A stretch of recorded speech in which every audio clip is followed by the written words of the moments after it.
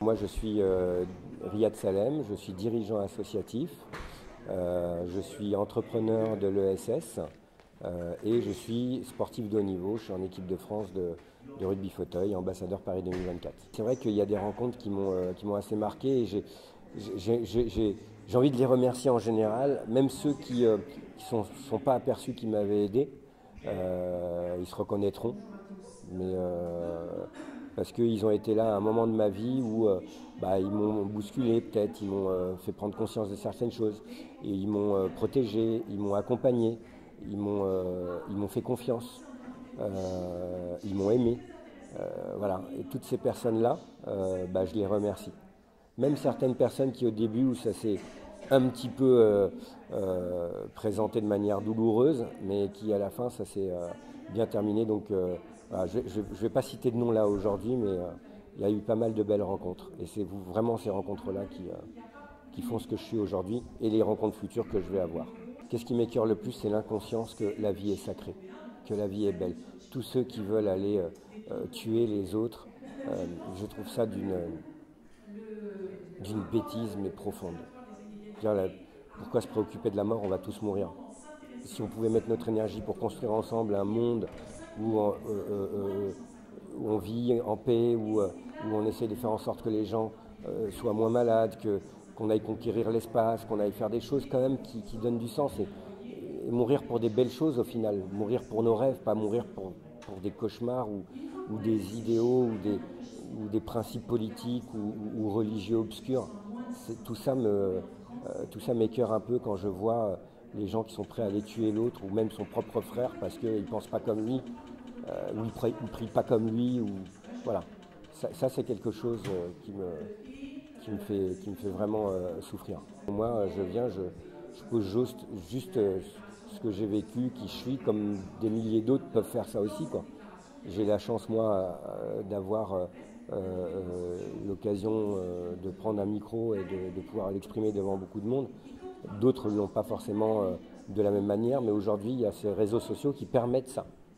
Et donc voilà, aujourd'hui, on peut chacun prendre la parole. On est tous experts de sa vie, de son quotidien, et on peut tous apporter quelque chose dans ce monde.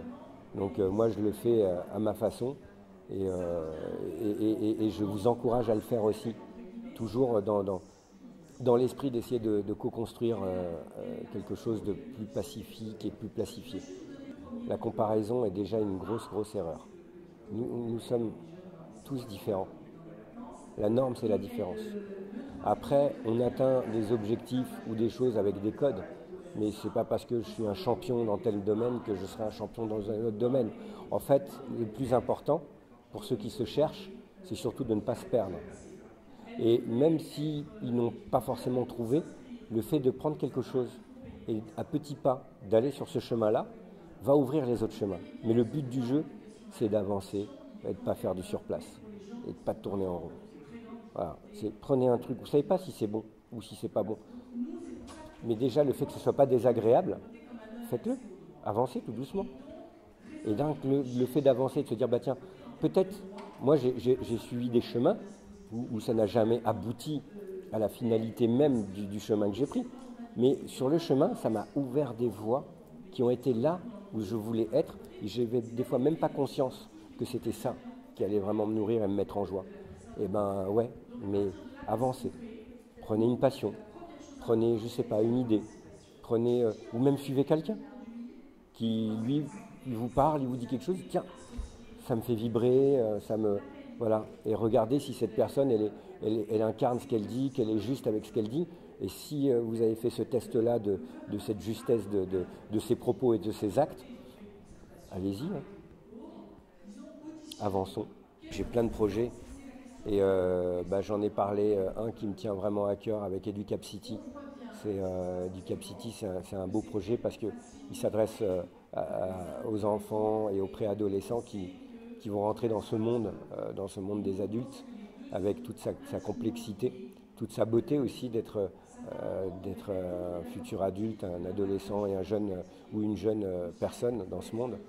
Mais voilà, il y a des, vous savez, c'est comme quand on fait ce voyage, puis à un moment donné, il y a des zones de turbulence, et il faut toujours donner les outils à la personne pour pouvoir traverser ces zones de turbulence. On a 2 dispositifs où on fait un premier pas vers eux en allant dans les écoles pour parler de la différence, pour faire de la prévention, de la sensibilisation et de la lutte contre les discriminations, en les mettant en situation de handicap et en échangeant avec eux.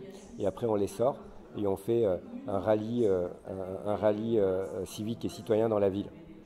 Et les enfants, comme une chasse au trésor, vont à la rencontre des institutions, des associations, des entreprises. Et tout ça permet de les nourrir et de vivre une expérience réelle de citoyenneté.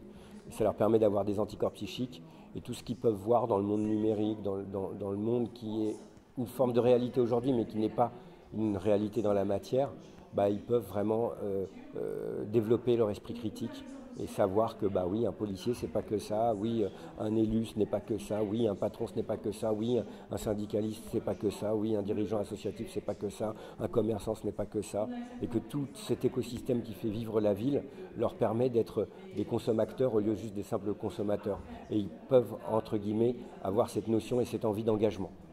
Et voilà, on essaie de développer cette intelligence collective du vivre ensemble en leur donnant l'occasion d'aller à la rencontre de ces fonctions, de ces statuts, de ces uniformes, et pour qu'ils comprennent que derrière tout ça, c'est d'abord un être humain, un homme, une femme, qui est peut-être dans son environnement, qui est peut-être quelqu'un de sa famille. Mais une chose est sûre, ce sera peut-être lui demain. Merci à toi d'avoir choisi cette voie aussi, d'utiliser ce monde numérique pour aussi mettre en avant des vraies personnes, des personnes qui agissent sur le terrain. Merci à toi.